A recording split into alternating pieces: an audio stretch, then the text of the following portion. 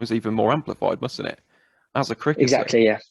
And we had, I look at, Bracey when he had a couple of games in the England side, and didn't go to plan. Is he'd be the first to admit, because he's a proper professional gun player, and it happens in cricket. And some of the stuff I saw on Twitter as a friend of his, it really hurt me because, as I said, I know how um, hard he works and how everyone else works. So that point again, that was the point where I thought, I'm just gonna get rid of Twitter for a bit and just sort of refresh, because there's as much as people allow their opinions, there's also, as you said about Sibley, he's clearly an unbelievable cricketer and he's done it for a considerable amount of time.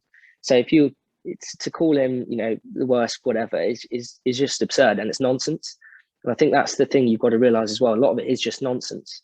And if you bumped into, a bloke in the pub who said that, you wouldn't give him the time of day. And I think it's just because it's online and it's sort of, it's so accessible, doesn't mean it's got any logic or sort of wisdom to it. But yeah, you just got to be so careful, and that's the thing that scares me a little bit about international cricket is the amount of scrutiny you're under from ball one is massive, and I've got a whole heap of respect for the guys who do it week in, week out, and continue to perform under that pressure, and it's something I definitely aspire to have eventually.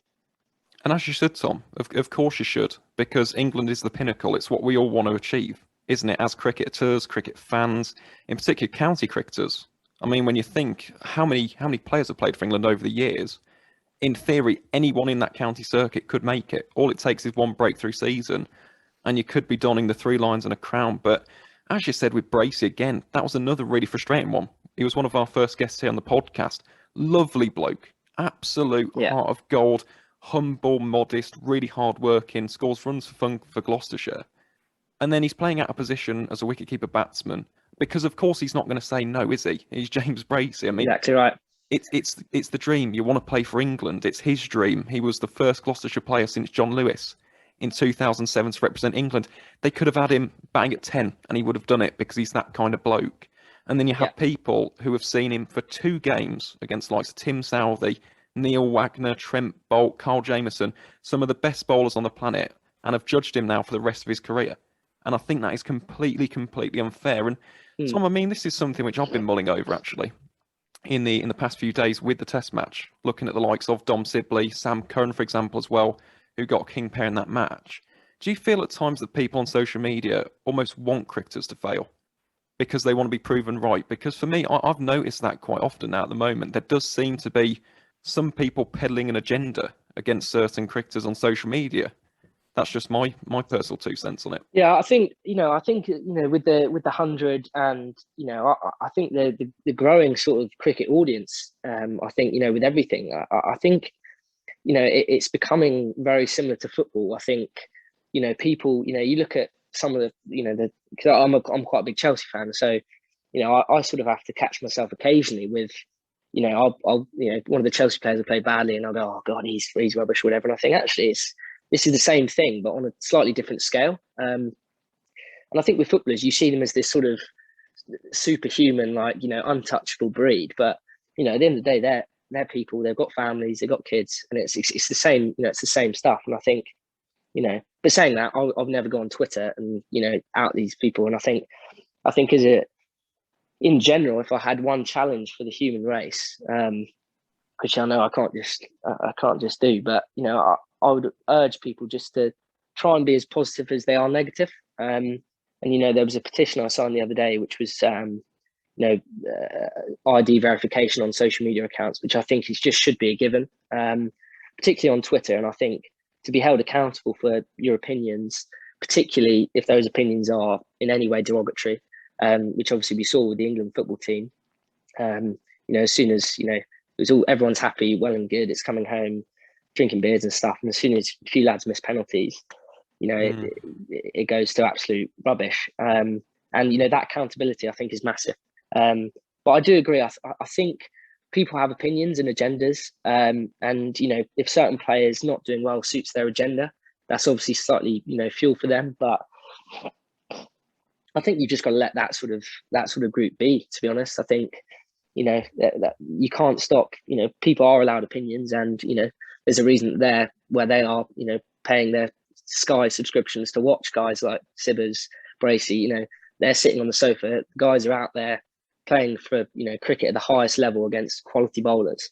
There's a lot in that as well. There's a reason that they're on that side, and these guys are putting themselves under huge amounts of pressure week in, week out, and a lot of the time performing. So yeah. 100%, Tom. And I'll tell you what, that's something that I've learned actually over the years as well with regards to social media, in particular Twitter, because I never used to use Twitter. I only actually came onto Twitter in 2019. It was something I always avoided because, let's face it, as someone who does like Twitter and enjoys the platform, there is quite a lot of toxicity on it. It's just part and parcel. It's part of the fun, I suppose, with the platform. But I did notice this because I have a pretty bad mix of sports teams when it comes to supporting in terms of emotions. I'm an Arsenal fan, and okay, yeah, a lot, yeah, exactly. Any Arsenal fan can relate with that one at the moment. And we're playing Chelsea at the weekend, so again, probably not going to be the best result for the Gunners. And then the other team as well, RCB. I've supported the Royal Challengers Bangalore since the first ever IPL. And yeah, 13 seasons of hurt, heartbreak and despair later. And you do realise this because I used to be one of those who, not on social media, but would be very, very critical of players at times. They have one bad game and suddenly it's like they deserve to be dropped, this, that, the other. And then as soon as I started getting into the world of cricket and speaking to cricketers, speaking to people involved in the game, and you do realise there is that human element. At the end of the day, once they go away from that game, they're just going to be as downtrodden as you are. They're just going to be as hurt. Yeah. They're going to be as disappointed, as gutted. But for them, I suppose it's amplified even more because they haven't just got my opinion. They've got the opinion of all the fans, which is now bearing weight on them as well. So it is something that I feel like we as fans need to understand as well. And it's something which I think you've conveyed very, very well, Tom, is that expectation. And it's also the fact that there is a human being behind that social media avatar. And it's something which we do 100%. Need to realise and take some accountability for and work towards in the future. Yeah, and Hector Bellerin, I listened to he was speaking at I think it was either Oxford or Cambridge, and he was speaking about he's a very interesting guy, Hector Bellerin, and he's one where I sort of sympathise a little bit with because he's been on the receiving end of this fair amount of abuse over the years, but very interesting guy. He's a cool guy. He wears cool outfits. He's really interesting character, and he was talking about it at its worst and how it was getting to a stage where he was searching his name into Twitter after he had a good half to see how he'd gone, and it just shows that even guys like him who millions of followers and massive following through the Arsenal fan base, they're trying to find that justification that they played well or whatever, and all it takes is. This is why I think as a sportsman you've got to stop looking at it because I could see 10 positive things about myself where it'd be someone say, oh, he's very talented, young player, whatever. And it might be one old bloke on his armchair typing, oh, he's rubbish or whatever. And that will have a much more of an impact from the other 10, even if those 10 are from genuine sources, I know journalists, whatever. But that chat from Hector Bellerin is really interesting. And I'd urge anyone sort of thinking about how they approach it to give it a listen because it's very interesting. Absolutely. Yeah, I have watched that on YouTube. And funnily enough as well, you've just mentioned Arsenal, I'll mention Chelsea now, Kepa. He wrote an article, I think, for was it The Athletic? I think he wrote that for, in terms of the Carabao Cup final and his mentality after that. Yeah, as I said, I mean, as soon as you open your eyes to it, as a fan, you do realise and you do think before you make that tweet or you make that Instagram post or this, that, the other. And again, the key thing here isn't about not having an opinion. Because we all have opinions, 100%. We all have agendas. And the fact is as well, criticism, as much as we like to block out every single bit of criticism, constructive criticism at times can be incredibly useful. Exactly. I know from first-hand experience, in particular on this podcast, because if you listened to us a year ago, you'd think this is the Warwickshire County Cricket Podcast, as opposed to the County Cricket Podcast. I mean, my bias was absolutely off the charts. I needed a wake-up call in order to tone it down a bit. So certain criticism can be fantastic. It's the way in which you convey that. And it's conveying 100%. It in a way which can be utilised in a positive way by the person on the receiving end. Yeah, absolutely. Absolutely. 100%, Tom. So just before we move on to, obviously, this season, and then we go on to teammates, of course, a nice way to to wrap up today's episode, just one final thing about mental well-being as a cricketer, and that is, how do you maintain an even keel as a cricketer? Because it is difficult. When you said it beforehand, you have more bad days than good, in particular as a batsman, because you're going to have some odd dismissals. I think back to the other day, Dan Mousley against Somerset. Oh yeah. Anyone's seen that? What a ridiculously unfortunate dismissal that was. Yeah. I mean, couldn't do anything about it as the ball trickled back onto his stumps against Somerset. But how do you maintain that even keel in the roller coaster of emotion that is the wonderful game of cricket?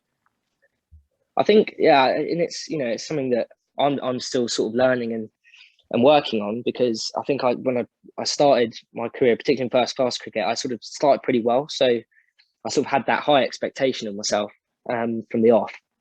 But, you know, I think accepting that you're going to have more bad days than good days as a batter, particularly, but also bowlers. You know, I think I sometimes have to sort of keep myself in check, because I think, oh, bowling would be easy. You just run in and put it on a spot and just, you know, look at Rushy, just nips them everywhere. But actually, you know, there's a completely different, you know, mental side to that as well, in terms of, you know, consistency, things like that. So, you know, I can't speak from experience in that. And I imagine it's equally as hard as being a batter as well. But, you know, for me, I get my most enjoyment out of, you know, if I look back on a season, I think of individual performances where I feel like I've contributed to winning a game. You know, there was a game at Bristol where, you know, we were playing against Leicester, and we were chasing, I can't remember what, 350, I think, on the last day. And, you know, Ian Cobain and I batted, and I think we had like a 230 run partnership, and we won the game. And, you know, for me, that's why I play the game. You know, the point where I got out, I was gutted I didn't get 100. I think I got 97, hit one straight up. But, you know, I look back on that, and that's where I look back on my career, and they're the games that I want to remember. And I think if you can try and accumulate those, as you know, over a season in terms of match winning contributions, I think, you know, that's the way to go. And yeah, you know, it's tough. I had, you know, I had a horrible dismissal against Somerset. I was caught down the leg side, but got nowhere near it for naught. And I sort of, this was like, oh, you know, you feel like you've processed every way of getting out, and think, you know, when you get a stinker, it's like, actually, it's out of my control. I haven't really got out, and you're out. And then I got the next game, I got those 2 ducks against Surrey, played against Leicester, got dropped on naught. So I was looking at 4 ducks in a row, the Audi. And I thought at that point, it can't get much worse than this. So you might as well get out there, play with a bit of freedom, whatever. And yeah, it's amazing, this game, because it always gives you enough. You know, I look back to our last championship game against Hampshire. You know, I got 15, I think, in the first innings, and Carl Abbott, you know, hit me on the shin, as he does with a lot of people. And I thought, crikey, this is a tough game, because there's some good bowling coming in here, and you know. And then, you know, I got 100 in the second innings, and you think, you know, that's come from absolutely nowhere there. As in, you know, I'm not feeling massively confident. I'm not feeling, you know, overly, you know, confident that I'm going to go and get above 20, let alone, you know, 50 or 100. So I think, you know, what I took from that is, you know, you're only ever 1 innings away from getting back to your best. You know, I look at that, you know, when I nearly got Audi, I think I only got 1 as well. So I got 1 run in 4 innings, and I thought, you know, I feel as bad as I've ever felt here, but actually you're 1 innings away from, you know, either winning a game or contributing to a game. So, you know, you're never as far away as you think. And yeah, I think celebrating the good times and not being overly, you know, critical about yourself when it's not going well is important as well. But as I said, it's something I'm still learning and continue to learn. So, you know, and it's also something that Gloucester is a massively open conversation, you know, with, you know, guys like Denty, you know, Bracey, you know, Miles Hammond. We have a lot of these discussions about, you know, how we manage our emotions when we're getting out and things like that, which is brilliant, because as I said, I think, you know, everyone's technically good enough to be where they are. And I think that's the thing that's going to unlock, you know, the next level, particularly for me. And, you know, and I'm glad we can speak about these things. 100%.